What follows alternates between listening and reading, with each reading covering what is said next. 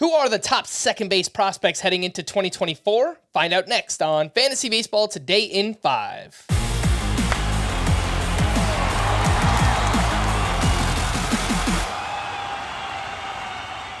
Welcome into FBT in 5 on Wednesday, November 1st, my favorite month of the year. I am Frank Sample, joined by Chris, the Welsh, the top second base prospects entering next year. This is according to the Welsh. We'll start with two of the first three, and I'll point this out. These guys have shortstop eligibility for now on CBS, but we're projecting these guys to be second baseman long term. Number 1 is Matt Shaw with the Chicago Cubs. Number 3 is Tommy Troy with the Arizona Diamondbacks. These guys were both just drafted in this year's draft. They were both top 13 picks. Both of them look like they're going to be potential 5 category contributors in fantasy. Welsh, tell me more about Matt Shaw and Tommy Troy. Yeah, and I love the distinction too. It's like, all right, here goes that crazy Welsh again with those eligibilities that are going on. You're not wrong about that, but funny enough, like Pipeline actually lists Tommy Troy as a second baseman, though he didn't play it yet. Matt Shaw is primarily playing short right now, but yeah, as I say, with a lot of these guys, we're in the positional conversations where these guys, you're going to play them at short as long as you can until they move off. But you could also look at the teams in general and see these guys got to go out of second base. But both first-year player guys. Matt Shaw is the guy that I'm absolutely in love with. He's jumped up to my number 4 first-year player bat and overall player, and third bat could even be 3 if you don't want to mess around with pitching. And Paul Skeens dominated in his pro debut, stolen bases through the roof, 15, destroyed righties as well, hitting over 340 in South Bend, showed off power, showed off a consistent hit tool that got up to AA. And there is a distinct possibility that the Cubs, based on whatever they do in this offseason with that lineup, we could see him this coming year. So I very much like Matt Shaw, and he's a bat I'm trying to invest in. Tommy Troy is my personal team. The Arizona Diamondbacks. I love both these guys coming in.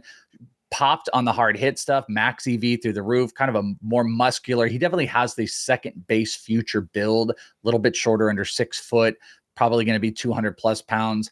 9 bases stolen, 4 homers this past year. He hit 271, suffered from a few injuries, but I think he's going to be one of those guys going to hit in the middle of the order. I think he's going to lean more on the power side than the stolen bases as time goes on. I've got him number 7 on my first year player. 2 players I'm obviously very invested in first year player drafts. Matt Shaw, someone I would be aggressively trying to acquire in the offseason. Sandwiched between both of those names is your number 2 second base prospect. That is Tamar Johnson with the Pittsburgh Pirates, the 4th overall pick in last year's draft. He's 19 years old, hit just 244 this year, but did that with a 422 on base percentage.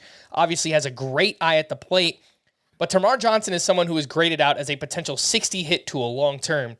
He has a 25% strikeout rate so far in the minors. How much does that worry you, Welsh? Yeah, it does worry me. I'm not going to lie. I love Tamar at the tippy top of how everybody else did. And this is me being stubborn. What he did this year does not warrant him as number 2. There are proximity players that we're going to talk about here in a minute. A guy like Ronny Mauricio that could deservedly easily be over him. What I'm doing is I'm betting, this is the Prospect Dynasty game, I'm betting on the future tool. In a struggling season, he still hit 18 homers. He still stole double-digit bases. He had over 100 walks, 101 walks. He had an almost 200-point differential between batting average and OBP. It was 180 points, 244 batting average, over 400 OBP. I think it was like 422. He was nuts, and he is a nuts type of player. It just didn't all connect. He was rated as one of the best bats coming out of high school. He won a home run derby out of high school at the Futures game. I believe there's 30 plus homer power. I believe that the bat is going to improve. This is part of that developmental process. We'll know if he strikes out or not this coming year. I'm making the bet.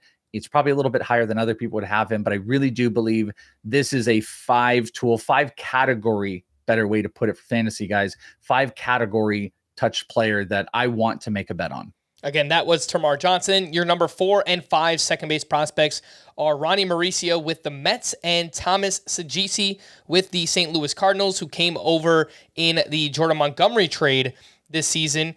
And Welsh, I think both of these guys offer power and speed. Maybe Ronny Mauricio is a little bit higher upside, but a little bit lower downside. Maybe Saggese more of the more complete hitter, makes more contact. Your thoughts on those two potentially making an impact as soon as 2024? Yeah, well, Mauricio looks like, I mean, he already made some impact and is probably, going to be at least vying for a starting spot this coming year. Huge hard hit, over 117 max EV. I just worry long term about his ability to hit for contact, and will he be able to steal a whole bunch if he's not getting on base?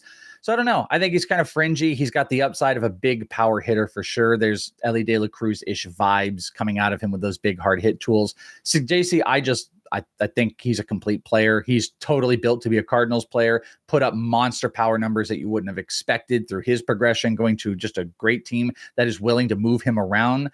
With the Cardinals, he steals.